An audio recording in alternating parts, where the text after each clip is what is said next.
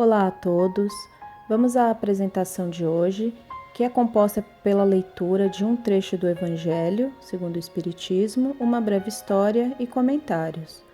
Após a apresentação do tema, sugerimos que você fique em um lugar tranquilo para receber o benefício da assistência espiritual e para que os anjos da guarda possam fluidificar a sua água. O Evangelho de hoje está no capítulo 9, Bem-aventurados aqueles que são brandos e pacíficos. O item 7, a paciência.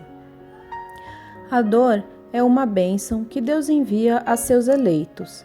Não vos aflijais, pois, quando sofrerdes. Antes, bendizei de Deus onipotente, que pela dor neste mundo vos marcou para a glória no céu. Sede pacientes. A paciência também é uma caridade, e deveis praticar a lei de caridade ensinada pelo Cristo, enviado de Deus. A caridade, que consiste na esmola dada aos pobres, é a mais fácil de todas. Outra há, porém, muito mais penosa e, consequentemente, muito mais meritória, a de perdoarmos aos que Deus colocou em nosso caminho para serem instrumentos do nosso sofrer e para nos porem à prova a paciência. A vida é difícil, bem o sei, compõe-se de mil nadas, que são outras tantas picadas de alfinetes, mas que acabam por ferir. Se, porém, atentarmos nos deveres que nos são impostos, nas consolações e compensações que, por outro lado, recebemos, havemos de reconhecer que são as bênçãos muito mais numerosas do que as dores. O fardo parece menos pesado quando se olha para o alto do que quando se curva para a terra a fronte. Coragem, amigos, tende no Cristo o vosso modelo. Mais sofreu ele do que qualquer um de vós, e nada tinha de que se penitenciar, ao passo que vós tendes de expiar o vosso passado e de vos fortalecer para o futuro. Sede, pois, pacientes, sede cristãos. Essa palavra resume tudo. Um Espírito Amigo, Havre, 1862. A história de hoje se chama História do Ferreiro. Havia um ferreiro numa vila que, após uma vida de excessos, resolveu consagrar sua vida a Deus. Durante muitos anos, procurou realizar caridade. Cumpria com seus deveres, mantinha seus valores morais, mas apesar de todo esse esforço e dedicação, nada parecia dar certo em sua vida. Pelo contrário, dívidas cresciam e acumulavam brigas constantes, etc. Uma bela tarde, um amigo que o visitara e que se compadeceu de sua situação difícil comentou: é realmente estranho que justamente depois que você resolveu se tornar um homem temente a Deus, sua vida começou a piorar. E ele continuou: não desejo enfraquecer sua fé, mas apesar de toda a sua crença espiritual, parece que nada tem melhorado. O ferreiro não conseguiu respondê-lo imediatamente, mas sentia que necessitava dizer algo para o amigo. Ele já havia meditado no assunto várias vezes e se colocado a mesma questão. Entretanto, sentia que algo de maior atuava e, baseando-se nisso, respondeu: eu recebo em minha oficina um metal, aço, que ainda não foi trabalhado e preciso transformá-los em espada. Você sabe como faço isso? Primeiro, aqueço o metal num calor absurdo, até que fique vermelho.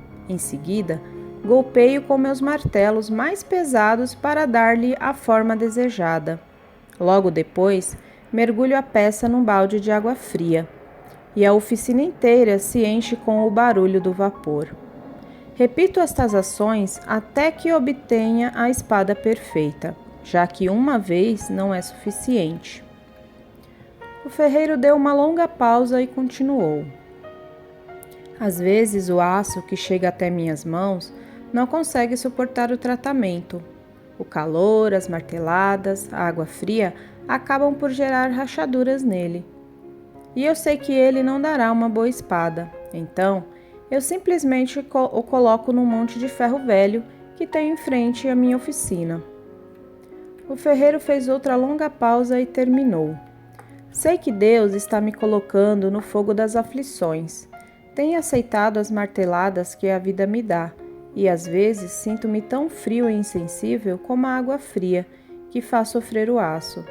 Mas a única coisa que peço em minhas orações é que Deus não desista de mim e continue até que eu tome a forma que Ele espera de mim, e que jamais desista e me coloque na pilha do ferro velho das almas. Bem, a história e o evangelho de hoje nos mostra que com paciência e perseverança é possível passarmos pelas dificuldades e obstáculos que se apresentam em nossa vida. Podemos perceber que o que pensamos ser uma punição de Deus por nossos erros é, na realidade, uma forma que Ele encontrou de nos ensinar e garantir que fixemos a lição em nossa consciência. E que, enquanto não obtivermos sucesso nessa empreitada, seremos presenteados com mais ensinamentos, até absorvermos bem a essência do que devemos aprender. Pense em Deus e Jesus como mestres, são professores e não carrascos. E nós, como bons alunos que somos, não gostamos de fazer provas. Muitas vezes queremos colar e nos iludimos achando que aprendemos a lição. Mas a realidade é que lá na frente, essa lição que demos um jeitinho de tirar nota, será aquela que precisaremos para passar por determinada dificuldade.